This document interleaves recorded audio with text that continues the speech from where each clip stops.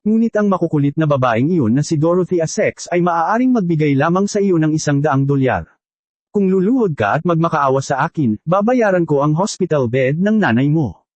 Isang boses ng babae ang maririnig na nagsasabing, kahit na lumuhod siya sa akin araw-araw sa bahay, hinding-hindi siya luluhod sa iyo para sa pera. Napaangat ng ulo si Alex. Laking gulat niya nang makitang si Dorothy iyon. Natigilan si Alex dahil hindi niya inaasahan ang pagpapakita nito. Bakit ka nandito? Tumingin si Lady Dorothy kay Chloe, pagkatapos ay kay Alex, na may lungkot sa kanyang mga mata at sinabing, nakadeposito na ako ng $250,000 sa iyong account, iyon lang ang magagawa ko. Nagulat si Alex, saan mo nakuha ang pera? Nakuha mo ba sa Spark? Dorothy, hindi mo maaaring kunin ang pera. Ano ang mangyayari sa amin pagkatapos kunin ang kanyang pera? Bukod dito, mayroon akong pera, higit pa sa maiisip mo. Kaya kung ayusin ang problema mo. Sampal, hinaampas ni Dorothy si Alex sa kanyang mukha at sinabing, hindi pa ba sapat para sa iyo ang 10 buwan ng daydreaming? Kaya mo bang itigil ang kalokohang ito? Kalimutan ito at gawin ang gusto mo. Bukas, magkahiwalay na tayo ng landas. Pagkatapos niyang magsalita, tumalikod si Dorothy at biglang lumabas ng ospital. Sinubukan siyang habulin ni Alex ngunit pinigilan siya ni Chloe. May masamang ngiti sa mukha niya. Oh my, anong nangyayari dito? Bakit kasali ang pinsan mong si Spark? Maaaring gusto ni Dorothy na tulungan ka at nagpa siya na kumita ng pera sa pamamagitan ng paggugol ng isang gabi sa Spark. Ay nako, napakagandang komedya nito. Sinampal ni Alex si Chloe sa mukha. Papatayin kita kung patuloy kang nagbubuga ng kalokohan. Ang lakas ng loob mong sampilan ako. Sabi ni Chloe habang sinusugod si Alex. Sumugod ang head nurse na nakakita sa nangyayari at pinigilan si Chloe. Anong ginagawa niyong dalawa? Hawakan mo ang iyong mga kabayo, Chloe. Nag-aaway sa ospital na ito. Gusto mo bang tanggalin kita? Matapos pagsabihan ng head nurse, natauhan si Chloe, tinuro niya si Alex at sinabing, sinampal ako ng bastos na ito. Bakit hindi ko kayang suklian? Kilala ng head nurse si Alex. Tinanong niya, bakit mo siya sinaktan? Itinuro ni Alex ang kanyang ina at malamig na sinabi, iniwan niya ang aking ina dito na parang isang basura, at naglakas loob kang magtanong sa akin kung bakit. Walang dahilan para iwan niya ang nanay ko dito. Tao siya, hindi basura. Alam kong wala ng pera sa aking account sa pagbabayad, ngunit hindi ito nangangahulugan na hindi ko na kayang magbayad pa. Namalaya na lang ng head nurse na naiwan si Lady Brittany sa corridor. Galit na galit siya at napasigaw. Anong ginagawa mo, Chloe? Sino ang nagbigay sa iyo ng awtoridad na gawin ito? Humingi ng tawad kay Mr. Alex at agad na ibalik ang pasyente sa ward. Hindi maglalakas loob si Chloe na suwian ang punong nurse, kaya masunurin lamang siyang humingi ng tawad at ibalik si Lady Brittany sa kanyang ward. Pagkatapos ay hinanap ni Alex ang pangunahing manggagamot ng kanyang ina upang ayusin ang operasyon sa lalong madaling panahon. Ang pangunahing doktor ni Lady Brittany ay si Dr. Cheryl at siya ay 26 na taong gulang pa lamang. Gayunpaman, isa na siyang kilalang doktor na may mahusay na track record. Siya ang apo ng sikat na henyo ng California na si Dr. James Coney. Hindi lang siya matalino, mayroon din siyang hitsura na magpapaluhod kay Troy.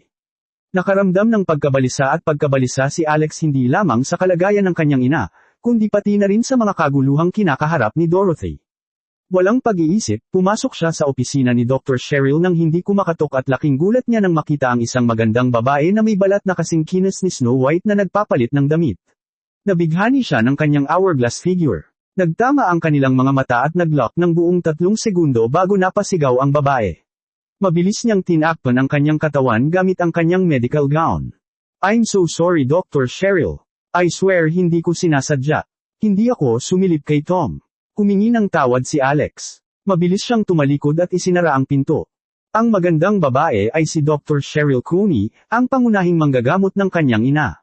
Nagpalit siya ng damit habang naghahanda na sa pag-alis sa trabaho. Nakasandal sa pinto, tinapik ni Alex ang kanyang dibdib at napabuntong hininga.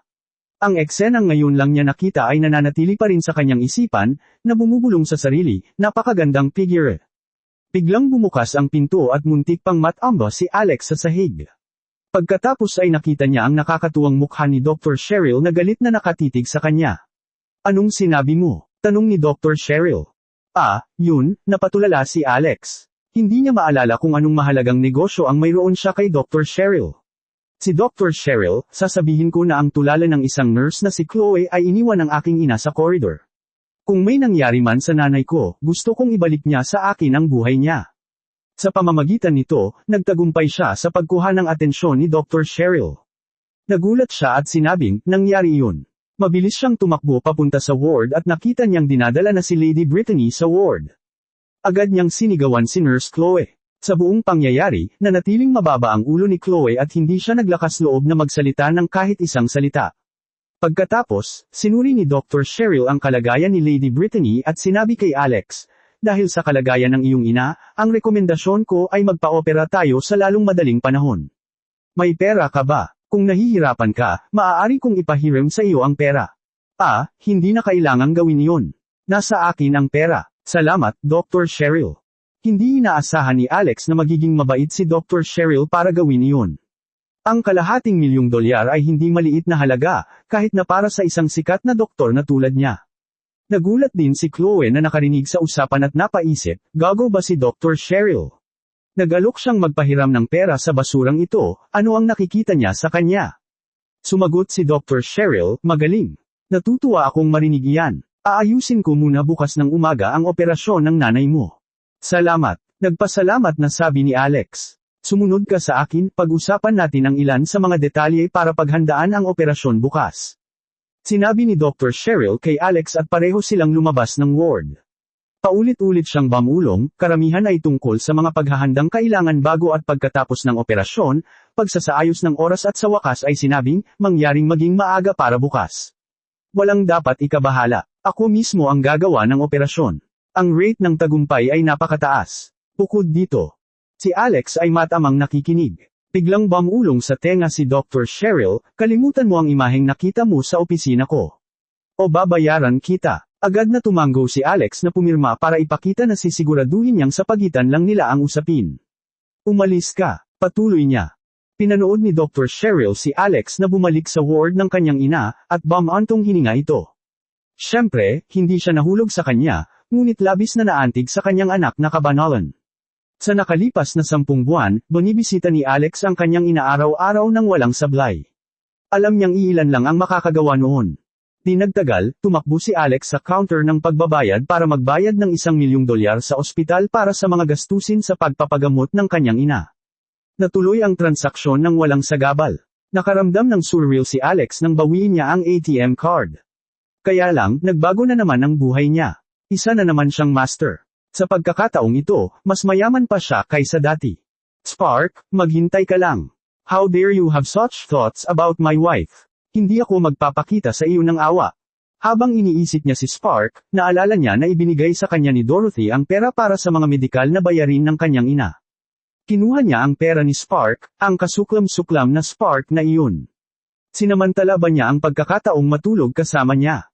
Damn it! Napuno siya ng galit sa isiping iyon.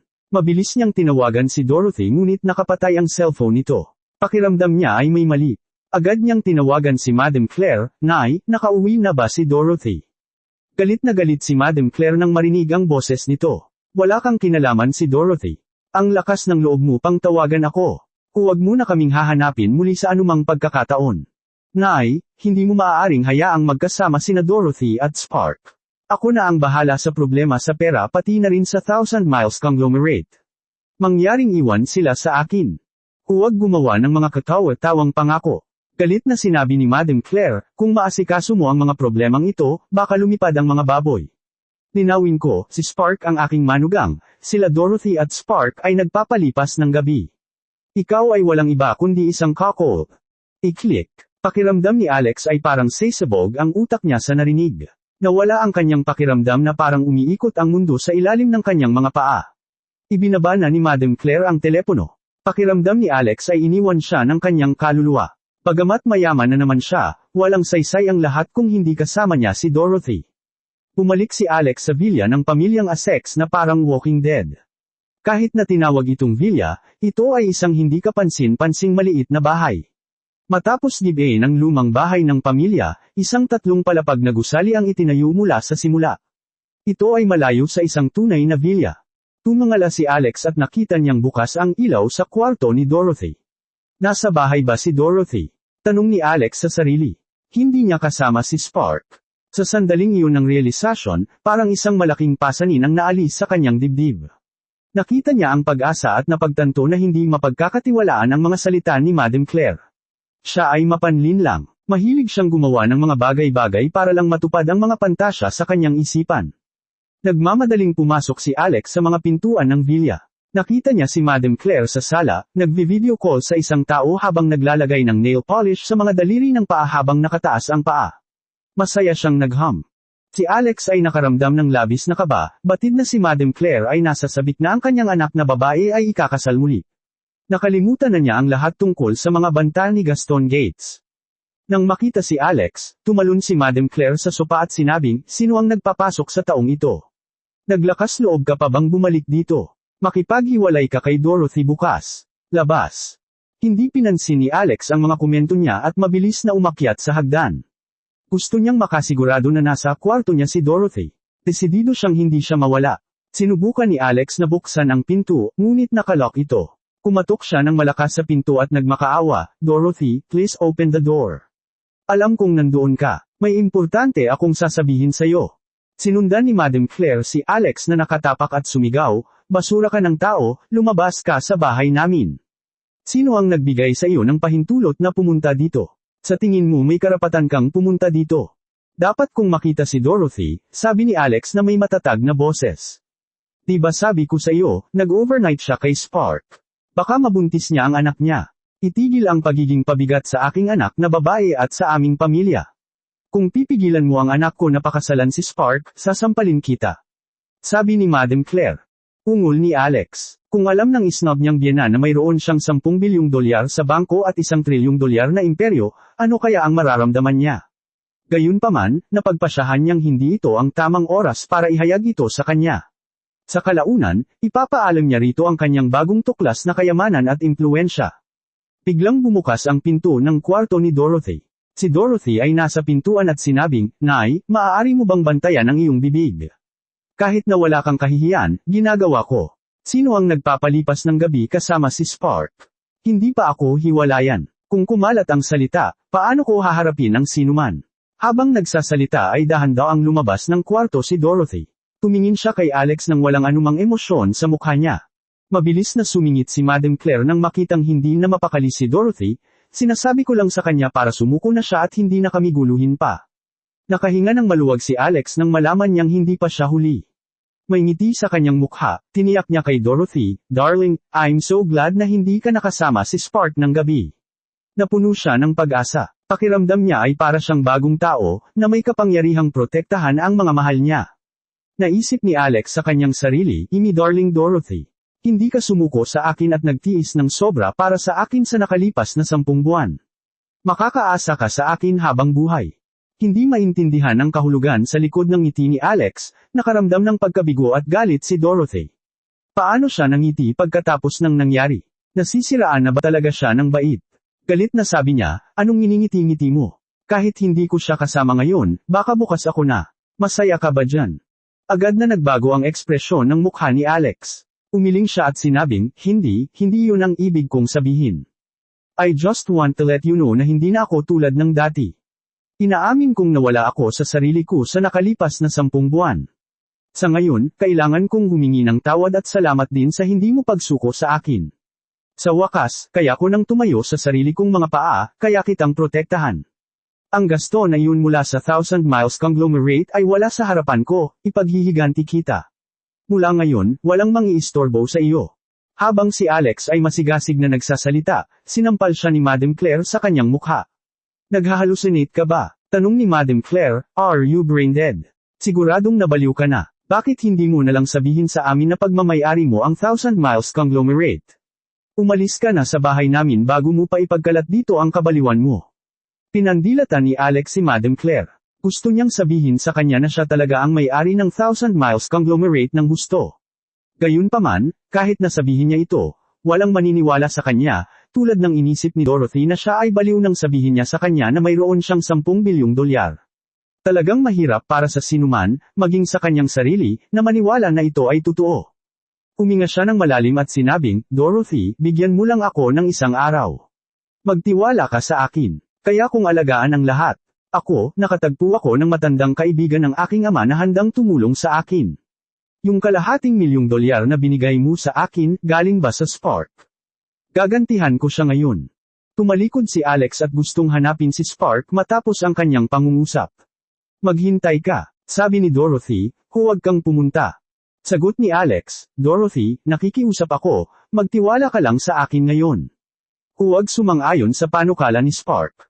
Isang araw lang ang kailangan ko.